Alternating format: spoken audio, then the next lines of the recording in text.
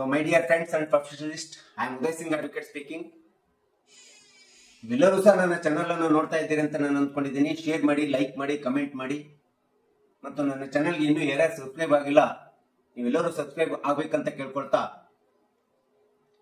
ಇವತ್ತು ನಾನು ಈ ವಿಡಿಯೋ ಮೂಲಕ ಇನ್ನೊಂದು ವಿಷಯವನ್ನು ಇಟ್ಕೊಂಡು ನಿಮ್ಮ ಮುಂದೆ ಬಂದಿದ್ದೆ. ಇವತ್ತು ನಾನು ಆಯ್ಕೆ ಮಾಡ್ಕೊಂಡಿರ್ತಕ್ಕಂಥ ವಿಷಯ ಅಂತಂದ್ರೆ, ಆರೋಪಿಗೆ ಜಾಮೀನುದಾರನು ಜಾಮೀನು ಕೊಡ್ಲಿಕ್ಕೆ ಬಂದಂತ ಸಂದರ್ಭದಲ್ಲಿ ನಕಲಿ ದಾಖಲೆಗಳನ್ನ ಸಲ್ಲಿಕೆ ಮಾಡ್ತಾ ಇರ್ತಕ್ಕಂಥದ್ದನ್ನ ತಡೆಗಟ್ಟಲಿಕ್ಕೋಸ್ಕರ ಕರ್ನಾಟಕ ಹೈಕೋರ್ಟ್ ಕೆಲವೊಂದು ಸೂಚನೆಗಳನ್ನ ಕ್ರಮಗಳನ್ನ ಕೈಗೊಂಡಿದೆ.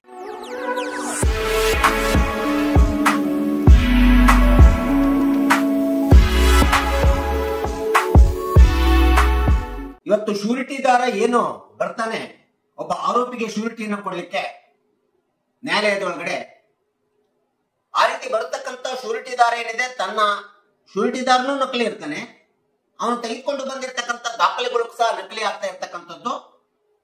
ಇವತ್ತು ಒಂದು ಪ್ರಕರಣದ ಮೂಲಕ ಈ ಹೈಕೋರ್ಟ್ ಕೆಲವೊಂದು ಇಂಥ ಒಂದು ನಕಲಿ ದಾಖಲೆಗಳನ್ನ ತಡೆಗಟ್ಟಲಿಕ್ಕೆ ಕಾನೂನುಬದ್ಧವಾದಂತ ಒಂದು ಕ್ರಮಗಳನ್ನ, ನೂತನ ಸೂಚನೆಗಳನ್ನ ಕೊಟ್ಟಿರ್ತಕ್ಕಂಥದ್ದು ನಾವು. So CRPC 1973 ತಿದ್ದುಪಡಿಯಾಗ್ಬಿಟ್ಟು 1/7/2024 BNSS ಜಾರಿಗೊಂಡಿದೆ. ಈ ಒಂದು ಕ್ರಿಮಿನಲ್ ಪ್ರೊಸೀಜರ್ ಕಾಯ್ದೆ ತಿದ್ದುಪಡಿಯಾಗಿ ಜಾರಿಗೊಂಡಂತ ಸಂದರ್ಭದಲ್ಲೂ ಸಹ ಇವತ್ತಿನ ದಿನಗಳಲ್ಲಿ ಆರೋಪಿತರಿಗೆ ಶ್ಯೂರಿಟಿಯನ್ನ ಭದ್ರತೆ ಸಲುವಾಗಿ ಕೊಡಲಿಕ್ಕೆ ಬರುವಂತ ವ್ಯಕ್ತಿ ಮತ್ತು ಅವನ ದಾಖಲೆಗಳು ನಕಲಿಯಾಗಿ ಸಲ್ಲಿಸ್ತಾ ಇರ್ತಕ್ಕಂಥದ್ದನ್ನ ಇವತ್ತು ಮಾನ್ಯ ನ್ಯಾಯಾಲಯ ಗಮನಿಸ್ತಾ ಉಂಟು. ಇಂಥ ಒಂದು ಫೇಕ್ ಡಾಕ್ಯುಮೆಂಟ್ಸ್ ಗಳನ್ನ ತಡೆಗಟ್ಟಲಿಕ್ಕೋಸ್ಕರನೇ ಹೈಕೋರ್ಟ್ ಒಂದು ಹೊಸ ರೂಲ್ಸ್ ಗಳನ್ನ, ನೂತನ ಮಾರ್ಗಸೂಚಿಗಳನ್ನ ಹೇಳಿರ್ತಕ್ಕಂಥದ್ದನ್ನ ನಾವಿಲ್ಲಿ ಗಮನಿಸ್ತಾ ಇದ್ದೀವಿ. ಬಹಳಷ್ಟು ಕ್ರಿಮಿನಲ್ ಪ್ರಕರಣಗಳಲ್ಲಿ ಜಾಮೀನುದಾರರು ಆರೋಪಿಗೆ ಭದ್ರತೆಗೋಸ್ಕರ ಜಾಮೀನು ಕೊಡ್ಲಿಕ್ಕೆ ಬಂದಂತ ವ್ಯಕ್ತಿಗಳೇನಿದಾರಲ್ಲ, ಇವರು ತಾವು ಸಲ್ಲಿಸುವಂತ ದಾಖಲೆಗಳು, ಬಹಳಷ್ಟು ದಾಖಲೆಗಳು ನಕಲಿ ದಾಖಲೆಗಳಾಗಿ ಬರ್ತಾ ಇರ್ತವೆ ಎಂಬತಕ್ಕಂಥದ್ದು ನ್ಯಾಯಾಲಯ ಗಮನಿಸಿರೋದ್ರಿಂದ ಇಂಥ ಒಂದು ನಕಲಿ ದಾಖಲೆಗಳನ್ನ ತಡೆಗಟ್ಟಬೇಕು ಎಂಬ ಹಿನ್ನೆಲೆಯನ್ನಿಟ್ಕೊಂಡೇ ಕರ್ನಾಟಕ ಹೈಕೋರ್ಟ್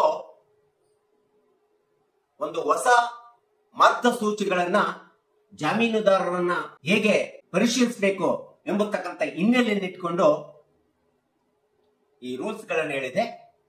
ಈ ವಿಡಿಯೋ ಮೂಲಕ ಏನೇನು ಹೊಸ ನೂತನ ಮಾರ್ಗಸೂಚಿಗಳನ್ನ ನಕಲಿ ಜಾಮೀನುದಾರರನ್ನ ದಾಖಲೆಗಳನ್ನ ತಡೆಗಟ್ಟಲಿಕ್ಕೆ ಹೇಳಿದೆ ಎಂಬತಕ್ಕಂಥದ್ದನ್ನ ನಾನು ಈ ವಿಡಿಯೋ ಮೂಲಕ ಒಂದಿಷ್ಟು ವಿಶ್ಲೇಷಣೆ ಮಾಡಲಿಕ್ಕೆ ಇಷ್ಟಪಡ್ತಾ ಇದ್ದೇನೆ, ವಿವರಣೆಯನ್ನು ಕೊಡ್ಲಿಕ್ಕೆ ಇಷ್ಟ. ಸೊ ಈ ಒಂದು ಪ್ರಕರಣ ಹೈಕೋರ್ಟಿನಲ್ಲಿ ನಕಲಿ ಜಾಮೀನು ಕೊಟ್ಟಿದ್ದಾರೆ ಎಂಬತಕ್ಕಂಥದ್ದ ಪ್ರಕರಣದ ವಿಚಾರಣೆಯನ್ನ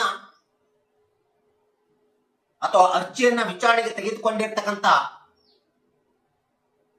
ಮಾನ್ಯ ಹೈಕೋರ್ಟಿನ ಸದನ ನ್ಯಾಯಪೀಠ ಈ ಎಲ್ಲ ಕೆಳಗಿನ ನೂತನ ಮಾರ್ಗಸೂಚಿಗಳನ್ನ ನಕಲಿ ಜಾಮೀನುದಾರರನ್ನ ಮತ್ತು ದಾಖಲೆಗಳನ್ನ ತಡೆಗಟ್ಟಲಿಕ್ಕೆ ಹೇಳಿ. ಸೊ ಅಂತ ಒಂದು ಮಾರ್ಗಸೂಚಿಗಳಲ್ಲಿ ಮೊಟ್ಟ ಮೊದಲನೇದಾಗಿ ಹೇಳ್ಬೇಕಂತಂದ್ರೆ, ಶ್ಯೂರಿಟಿದಾರ ಏನು ದಾಖಲೆಗಳನ್ನ ಕೊಡ್ತಾನೆ ನ್ಯಾಯಾಲಯಕ್ಕೆ, ದಾಖಲೆಗಳನ್ನು ಕೊಟ್ಟಂತ ಸಂದರ್ಭದಲ್ಲಿ ವಕೀಲರು ಮತ್ತು ನ್ಯಾಯಾಲಯ ಆ ದಾಖಲೆಗಳನ್ನ ಸಂಪೂರ್ಣವಾಗಿ ಸ್ಪಷ್ಟವಾಗಿ ಪರಿಶೀಲಿಸಿ ಖಚಿತಪಡಿಸಿಕೊಳ್ಬೇಕು, ಅವು ನೈಜ ಇದ್ದವೋ ನಕಲಿ ಇದ್ದವೋ ಎಂಬುದು. ಇನ್ನು ಶ್ಯೂರಿಟಿದಾರ ಕೊಡುವಂತ ಆಧಾರ್ ಕಾರ್ಡ್ ಏನಿದೆಯಲ್ಲ ಮತ್ತು ಅವನು ಕೊಡುವಂತ ಪಾಣಿ ಪತ್ರಿಕೆ ಏನಿದೆ, ಆಧಾರ್ ಕಾರ್ಡ್ ಮತ್ತು ಪಾಣಿ ಪತ್ರಿಕೆ ಇವುಗಳು ಸಂಬಂಧಪಟ್ಟಂತ ಕಂದಾಯ ಇಲಾಖೆ ಇರಬಹುದು ಮತ್ತು ಆಧಾರ್ ಕಾರ್ಡಿನ ಪ್ರಾಧಿಕಾರದ ಅಧಿಕಾರಿಗಳಿಗೆ ಡಿಜಿಟಲ್ ಮೂಲಕ ಅದನ್ನು ಕನ್ಫರ್ಮ್ ಮಾಡ್ಕೋಬೇಕು. ಶ್ಯೂರಿಟಿ ಕೊಡ್ಲಿಕ್ಕೆ ಬಂದಿರತಕ್ಕಂತ ವ್ಯಕ್ತಿಯ ದಾಖಲೆಗಳೇ ಅಥವಾ ಅಲ್ಲವೇ ಎಂಬತಕ್ಕಂಥದ್ದು ಸ್ಪಷ್ಟವಾಗಿ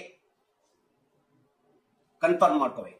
ಇವತ್ತಿನ ದಿನಗಳಲ್ಲಿ ನ್ಯಾಯಾಲಯಗಳಲ್ಲಿ ಎಷ್ಟೋ ಜಾಮೀನುದಾರರು ತನ್ನ ಆರೋಪಿಗೆ ಭದ್ರತೆಗಾಗಿ ದಾಖಲೆಗಳನ್ನು ಕೊಡುವಂತ ಸಂದರ್ಭದಲ್ಲಿ ಸತ್ತ ವ್ಯಕ್ತಿಯ ಆಧಾರ್ ಕಾರ್ಡ್ ಅನ್ನ ತೆಗೆದುಕೊಂಡು ಬಂದ್ಬಿಟ್ಟು ಮತ್ತು ಸತ್ತಂತ ವ್ಯಕ್ತಿಯ ಜಮೀನಿನ ದಾಖಲೆಗಳನ್ನು ತೆಗೆದುಕೊಂಡು ಬಂದು ಆರೋಪಿಗೆ ಭದ್ರತೆಗಾಗಿ ಕೊಟ್ಟು ಬೇಲ್ ಮಾಡಿಸ್ಕೊಂಡು ಹೋಗಿರ್ತಕ್ಕಂಥ ಪ್ರಕರಣಗಳು ತುಂಬಾ ಬಂದಿರತಕ್ಕಂಥದ್ದು ನಾವು ನೋಡ್ತಿದ್ವಿ.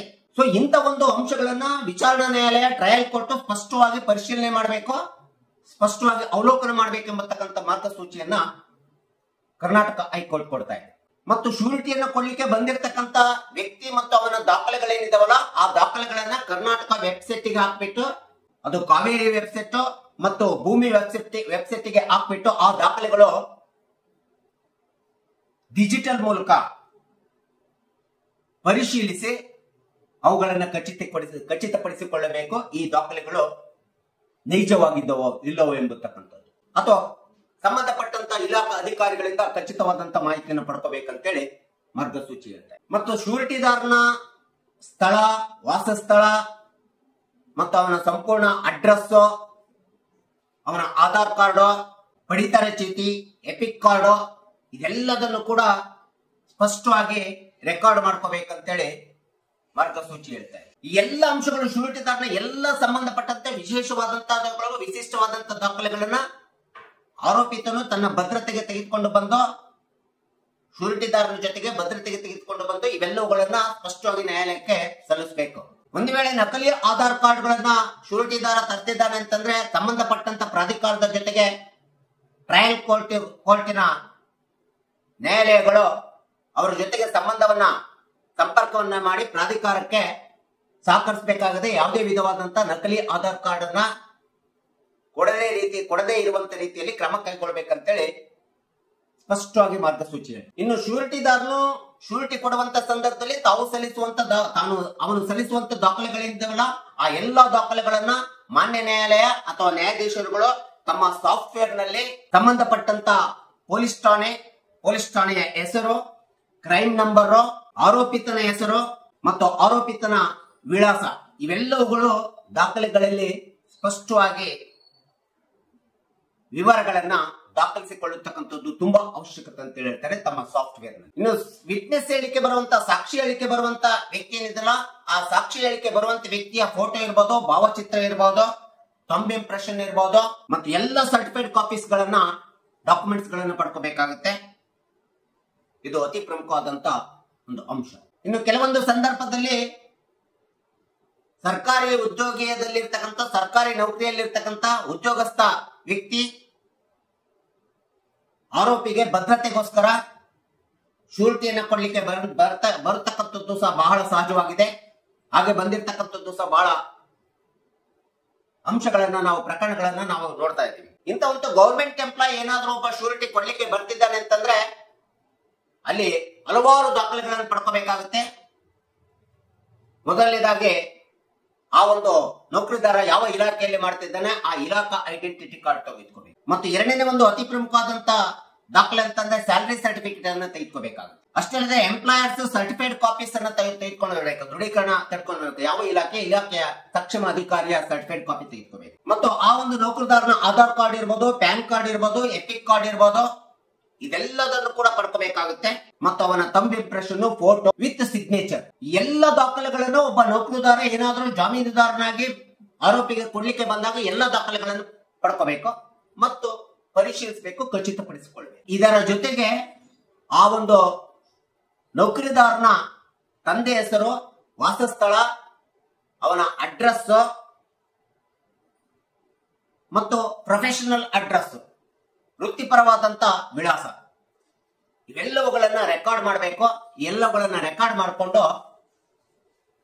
ಅವನು ಶ್ಯೂರಿಟಿ ಕೊಡ್ಲಿಕ್ಕೆ ಅರ್ಹನಿದ್ದಾನೆ, ನೈಜ ಇದ್ದಾನೆ ಎಂಬತಕ್ಕಂಥದ್ದನ್ನ ವಕೀಲರು ಮತ್ತು ನ್ಯಾಯಾಲಯ ಪರಿಶೀಲಿಸಬೇಕಂತೇಳಿ ಹೈಕೋರ್ಟಿನ ಮಾರ್ಗಸೂಚಿ ಹೇಳ್ತಾ ಇದೆ. ಎಲ್ಲ ಅಂಶಗಳು ಮುಗಿದ ನಂತರ ನಾವು ಸಹಜವಾಗಿ ಒಬ್ಬ ಶ್ಯೂರಿಟಿದಾರ ತನ್ನ ಆರೋಪಿಗೆ ಭದ್ರತೆ ದಾಖಲೆಗಳನ್ನು ಕೊಟ್ಟು ಬೇಲ್ ಮಾಡಿಸಿಕೊಂಡು ಹೋಗ್ತಾನೆ.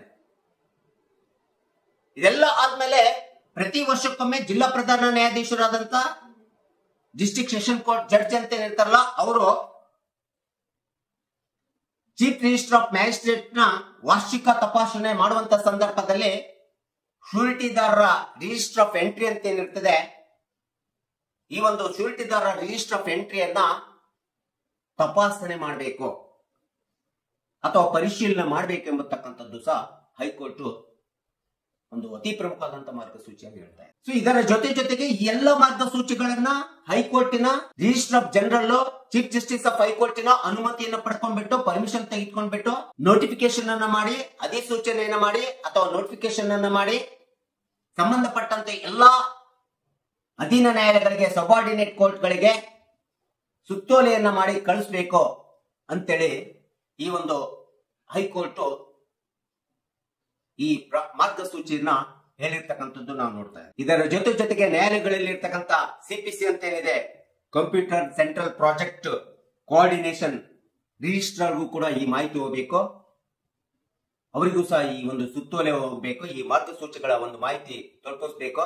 ಇದೆಲ್ಲ ಮುಗಿದ ನಂತರವೂ ಸಹ ಒಬ್ಬ ಶೂರಿಟಿದಾರ ಒಬ್ಬ ಆರೋಪಿಗೆ ಒಮ್ಮೆ ಭದ್ರತೆಯನ್ನು ಕೊಡ್ಲಿಕ್ಕೆ ಜಾಮೀನ್ದಾರನಾಗಿ ಬರ್ತಿದ್ದಾನೋ ಅಥವಾ ಅದೇ ಶೂರಿಟಿದಾರ ಹಲವಾರು ಆರೋಪಿತರಿಗೆ ಪದೇ ಪದೇ ಜಾಮೀನು ಕೊಡ್ಲಿಕ್ಕೆ ಬರ್ತಿದ್ದಾನೋ ಇಲ್ಲೋ ಎಂಬತಕ್ಕಂಥದ್ದನ್ನ ಸಂಬಂಧಪಟ್ಟಂತ ನ್ಯಾಯಾಲಯ ಪರಿಶೀಲಿಸಬೇಕು, ಅದನ್ನ ಗಮನಿಸಬೇಕು ಎಂಬತಕ್ಕಂಥ ಅಂಶವನ್ನು ಸಹ ಹೇಳಿದೆ. ಎಲ್ಲ ಮಾರ್ಗಸೂಚಿಗಳನ್ನ ಕರ್ನಾಟಕ ಹೈಕೋರ್ಟ್ ಏಕಸದನ ಪೀಠ ಬಹಳ ರೀಸೆಂಟ್ ಆಗಿ ಈ ಒಂದು ನಕಲಿ ಶ್ಯೂರಿಟಿ ಕೊಟ್ಟಿದ್ದಾರೆ ಎಂಬತಕ್ಕಂಥ ಪ್ರಕರಣದ ವಿಚಾರಣೆಯನ್ನು ಕೈಗೊಂಡಂತ ಸಂದರ್ಭದಲ್ಲಿ ಎಲ್ಲ ಮಾರ್ಗಸೂಚಿಗಳನ್ನ, ನಕಲಿ ಜಾಮೀನ್ದಾರರ ದಾಖಲೆಗಳು ಬರ್ತಾ ಇದ್ದಾವೆ, ಅವುಗಳನ್ನ ತಡೆಗಟ್ಟಬೇಕೆಂಬತಕ್ಕಂಥ ಹಿನ್ನೆಲೆಯಿಂದ ಅದನ್ನ ತಡೆಗಟ್ಟಲಿಕ್ಕೆ ಸಬಾರ್ಡಿನೇಟ್ ಕೋರ್ಟ್ಸ್ಗಳಿಗೆ ಈ ಎಲ್ಲ ಕಟ್ಟುನಿಟ್ಟಿನ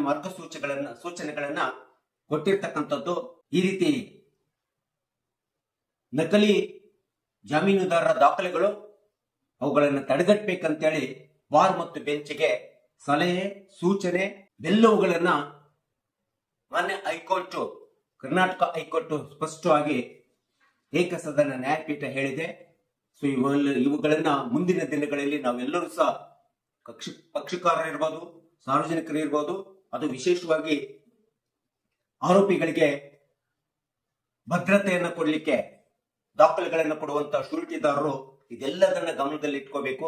ಎಲ್ಲ ನೂತನ ಹೊಸ ಮಾರ್ಗಸೂಚಿಗಳ ಸಲಹೆಗಳನ್ನ ಗಮನದಲ್ಲಿ ಇಟ್ಕೊಂಡು ನೀವು ಆರೋಪಿತರಿಗೆ ಜಾಮೀನು ಕೊಡುವುದರಲ್ಲಿ ಏನು ತಪ್ಪಿರೋದಿಲ್ಲ.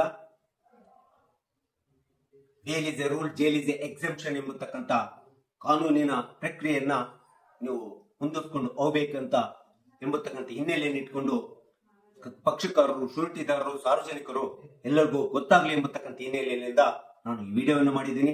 ದಯವಿಟ್ಟು ಈ ವಿಡಿಯೋ ಇಷ್ಟ ಆಗಿದ್ರೆ ಶೇರ್ ಮಾಡಿ, ಲೈಕ್ ಮಾಡಿ, ಕಮೆಂಟ್ ಮಾಡಿ ಮತ್ತು ನನ್ನ ಚಾನೆಲ್ಗೆ ಇನ್ನೂ ಯಾರ್ಯಾರು ಸಬ್ಸ್ಕ್ರೈಬ್ ಆಗಿಲ್ಲ ನೀವೆಲ್ಲರೂ ಸಬ್ಸ್ಕ್ರೈಬ್ ಆಗ್ಬೇಕಂತ ಕೇಳ್ಕೊಳ್ತಾ ಇವತ್ತಿನ ವಿಷಯಕ್ಕೆ ವಿರಾಮ ನೀಡ್ತೀನಿ. ಇನ್ನೊಂದು ವಿಷಯ ತೆಗೆದುಕೊಂಡು ನಿಮ್ಮ ಮುಂದೆ ಬರ್ತೀನಿ.